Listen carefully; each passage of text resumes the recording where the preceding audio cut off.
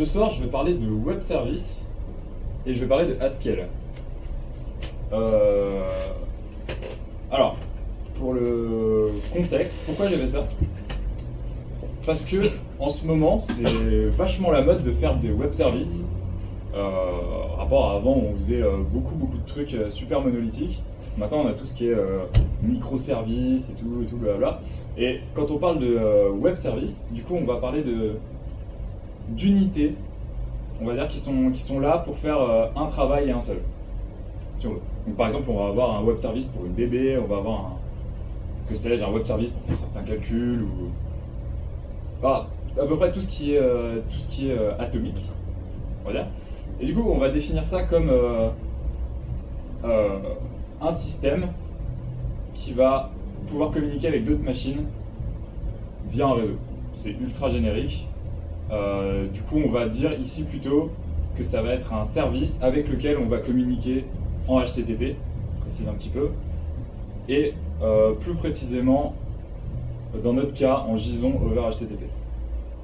Donc c'est comme une API logicielle, sauf que ça va être à travers le réseau. Et donc pour illustrer mon propos, on va construire un web service qui va exposer une structure de données qui s'appelle un hyperloglog, dont je parlerai après, qui va communiquer, comme je disais, en JSON over HTTP, et qui va être écrit en Haskell. Pourquoi Haskell? Parce que d'habitude, quand on pense web service, microservice, on pense à J2E, on pense à Python, des fois on pense à PHP, même si on ne devrait pas. Et là, je vais montrer que Haskell, qui est un langage de base, un langage de recherche, ou en tout cas fait et utilisé par des chercheurs, peut être aussi utilisé pour faire des choses qui sont plus orientées industrie. Pour lutter, comment on communique avec? Donc là, j'ai mis comment ça, c'est ce que j'ai sur ma console quand je communique avec mon web service.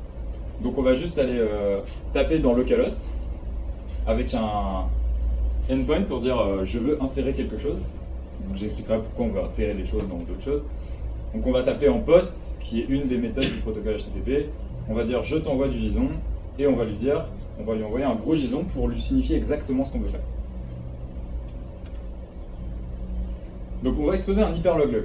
Qu'est-ce que c'est qu'un hyperloglog? C'est en fait un ensemble, un multi-ensemble, sur lesquels les opérations possibles, ça va être insérer un nouvel élément et savoir combien d'éléments il y a de distincts dans notre set. L'idée ici, ça va être typiquement l'algo naïf pour faire ça, c'est de garder tous les éléments et ensuite de faire un compte. Mais du coup, on prend une mémoire qui est proportionnelle au nombre d'éléments qu'on a, ou au nombre d'éléments distincts en tout cas, et c'est pas ce qu'on veut, parce que si par exemple on fait de la détection de DDoS, ou qu'on veut compter le nombre de visiteurs uniques sur un site, ça va vite faire beaucoup quand on arrive aux milliards ou aux dizaines de milliards de visiteurs sur un an par exemple. Et donc ici, on arrive à avoir 2%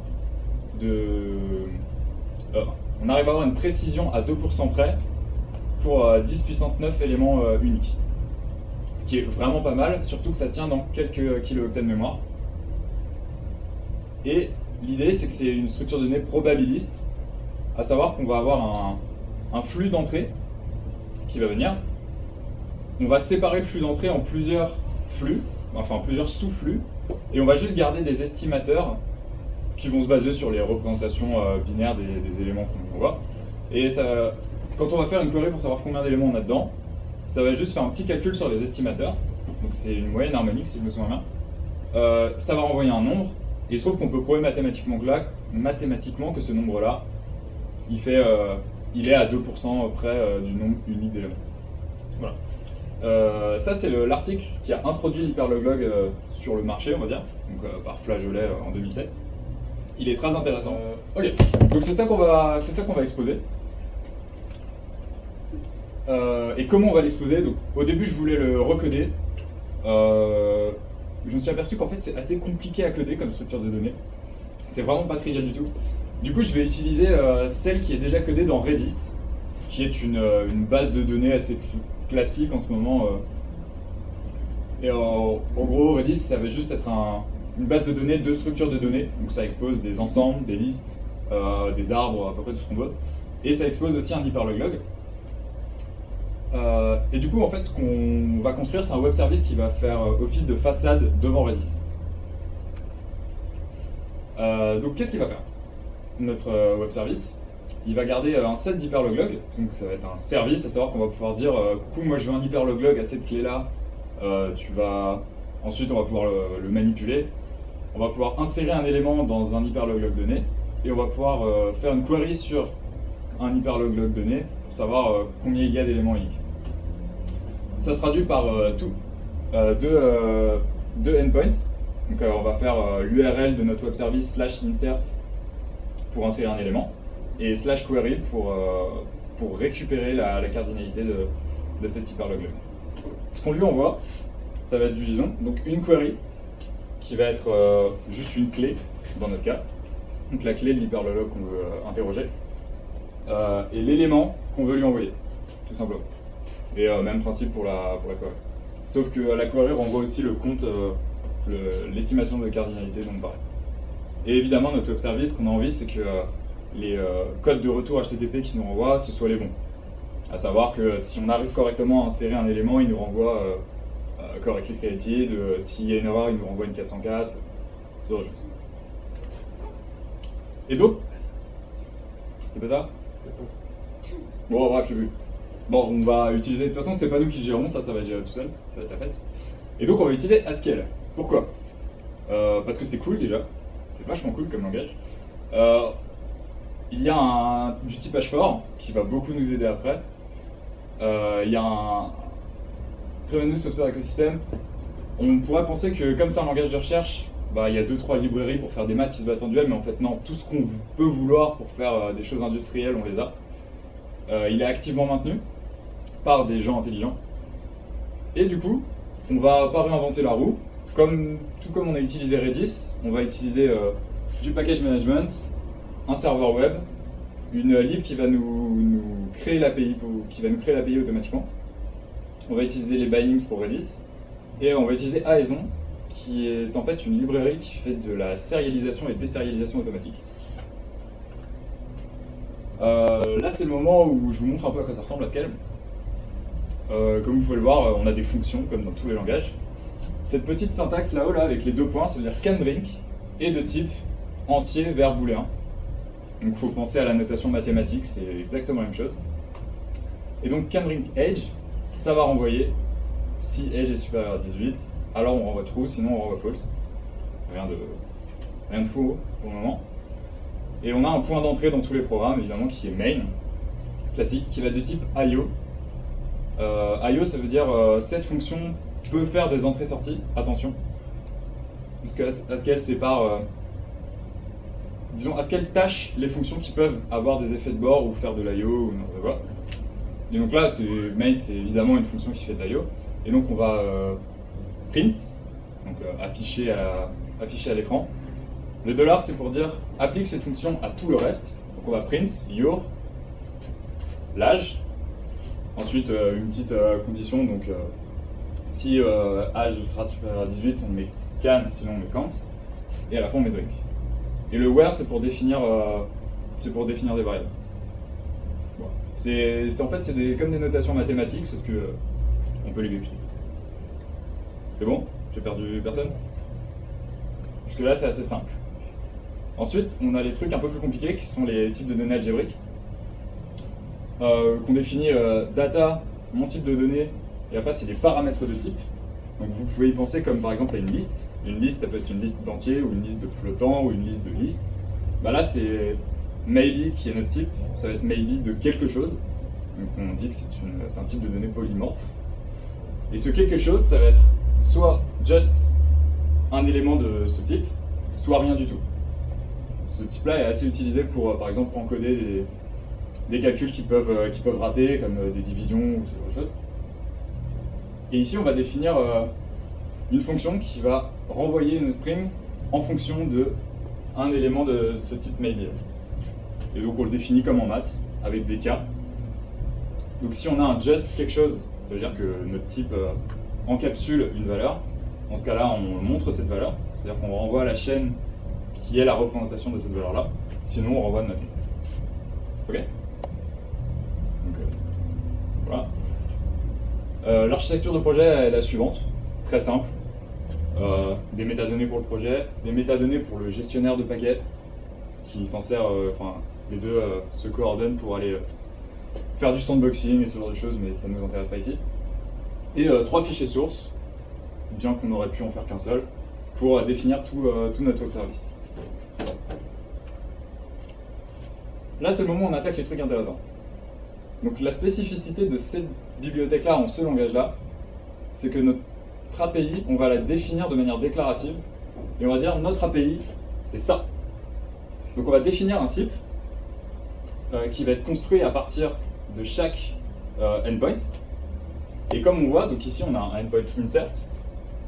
Ici, ça veut dire qu'on enrichit le type de notre endpoint avec une information comme quoi on veut que l'utilisateur nous envoie du JSON et en plus que ce soit un element, donc un type que nous on a défini à côté.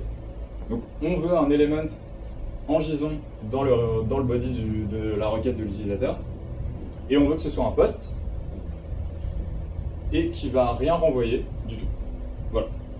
Pareil, à côté de ça, on va avoir un endpoint query qui va vouloir une query qui, ça c'est un type qu'on a défini à côté, qui sera représenté en JSON. On veut que ce soit un get et ça renverra un élément de type count en JSON aussi. Donc on a les entrées du web service et les sorties du web service. L'idée, c'est que ça va être un type et la seule chose qu'on a à faire pour dire mon web service il fait vraiment ça, c'est de donner un habitant à ce type. C'est comme si on disait mon web service c'est un entier et puis on dit en fait c'est 2. Voilà. Ça va aussi nous servir à... Comment dire ? Bah, vous allez voir ça dans le slide après en fait. Voilà. C'est mieux. Donc là c'est le moment où on définit vraiment comment se comporte notre web service. Donc autant ici on avait un endpoint qui a des informations, un autre endpoint qui a des informations. Et ici en fait, on va définir 2 fonctions qui vont être appelées à chaque endpoint. Et vous remarquerez que le premier endpoint, il prend un élément, il renvoie rien. Et donc notre fonction, elle va prendre un élément et elle va rien renvoyer. Pareil pour le deuxième. Il va prendre une query et il va renvoyer un count. L'important ici, faut pas être effrayé par ce type-là, je vais expliquer qu'est-ce qu'il représente après. L'important ici, c'est de bien comprendre que nous, on manipule des fonctions entre record, donc des valeurs de notre langage, et que grâce à ça, tout ce qui est sérialisation, vérification de la requête, vérification de la méthode utilisée, ça va être géré automatiquement. Et ça va envoyer les bons messages d'erreur dès qu'il y a besoin. Donc si on a un JSON mal formé, ça va renvoyer une erreur en disant ton JSON est mal formé. S'il manque un truc dans le JSON, ça va renvoyer ta clé est inexistante, tout ce genre de choses. Et nous, on a juste à s'inquiéter de comment on va transformer un element en rien du tout. Donc dans ce cas-là, faire une petite IO pour insérer quelque chose dans Redis. Ou alors comment transformer une query en count, et donc faire une query à Redis et renvoyer un count, tout simplement. Je vous parlais de count comme on l'a défini tout à l'heure, c'est comme ça qu'on le définit. Donc c'est juste un record qui a une seule entrée, un entier. Ça c'est du blabla pour dire à Haskell, fais-moi de la sérialisation automatique. Et notre type là-haut, il veut juste dire, fais attention, je vais faire des bidouilles avec de l'IO au passage, et je te renvoie soit un count, soit une erreur. Ça veut dire que si on renvoie une erreur, c'est l'erreur qui sera forwardée à l'utilisateur si sa requête est pourrie. Et ce qui est bien, c'est que ces trucs-là, c'est juste c'est des records comme d'habitude. On va pouvoir les déconstruire, on va pouvoir les reconstruire, et on les manipule comme d'habitude. On n'a pas besoin de crafter des requêtes HTTP, tout ça, on s'en occupe pas. Donc voilà par exemple à quoi ressemble la fonction qui va de query vers count. Alors c'est dégoûtant parce que c'est là le driver Redis que j'utilise ne prend pas en charge les hyperlog-log, donc j'ai dû le recoder moi-même. L'important c'est juste de dire on envoie une requête, si la requête est bonne, on retourne, ce qu'il faut. Et si on retourne ce qu'il faut, on renvoie en count avec le bon entier qui sera revenu de la début. Voilà. Dans tous les autres cas, on renvoie nothing, comme je vous ai montré tout à l'heure, et on renvoie une erreur sans sort. Voilà. Ça, c'est le seul comportement qu'on a à coder, et le reste c'est géré automatiquement. Du coup, ce qu'on a à la fin, c'est tout un web service. Il y a max 200 lignes de code, et si j'enlève les commentaires, il y en a genre 120. Ça check tout ce qu'il faut, ça check le JSON, ça check que le JSON est de la bonne forme. On a des transactions de DB qui sont safe et atomiques. On peut, comme ça tourne sur While, qui est en fait un protocole pour discuter entre serveurs applicatifs et serveurs web, ça veut dire que notre truc, on peut l'intégrer dans d'autres applications, à la manière de Django en fait. Et donc ça dépend que de ça, qui sont ce que j'ai dit tout à l'heure. Et ce qui n'est pas beaucoup en Haskell, on n'a pas. Je vous ai mis un peu comment ça se passait dans ma console, on me l'a demandé la dernière fois. Donc pour le build, c'est stack build, voilà. Ça met 5 secondes parce que les dépendances sont grosses, même s'il n'y en a pas beaucoup. Pour le lancer, on va là où l'exécutable est sorti et puis on le lance, tout bêtement. Et donc là j'ai un exemple de requête mal formée, donc avec un JSON incorrect. Et on voit bien que dans mon code, il n'y a aucun... Ça, moi, je ne l'ai pas du tout marqué dans mon code. Pourtant, il a bien repéré que la clé query n'a pas été trouvée parce qu'on est dans insert. Et il renvoie dans la réponse, dans le body de la réponse, il va renvoyer attention, query n'a pas été trouvée. Si on insère un truc correctement, par contre, il renvoie une 200. Et si on va query après sur cette clé-là, et boum, notre count c'est 4. Parce que j'avais intégré des trucs après. Et voilà, ça marche tout simplement. Et qu'est-ce qu'on pourra améliorer après? Ne pas recoder les bindings nous-mêmes. Ce serait pas mal. Avoir des messages d'erreur qui sont un peu plus custom. Voire même changer les codes d'erreur, où on peut tout faire. Et mettre le service sous forme industrielle. Parce que pour l'instant, c'est juste un vieil exécutable un peu pourri qui traîne sur ma machine. Voilà, merci à vous. Et je vous suggère d'aller lire ça parce que c'est comment Hyperloglog a été implémenté dans Redis. Et c'est beau, c'est très très beau. Merci beaucoup. Si vous avez des questions. Moi j'en ai une. Oui. Est-ce que la structure de données Hyperloglog elle est au courant de son imprécision? C'est-à-dire elle est capable de te donner le point c'est ça à plus ou moins ça? Ou est-ce que c'est toujours inférieur à 2%? L'implémentation de Redis, non. Mais est-ce que c'est possible de l'avoir? Oui. Ok. J'ai vu des implémentations en Haskell pur qui te renvoient un intervalle de confiance au passage. Ok.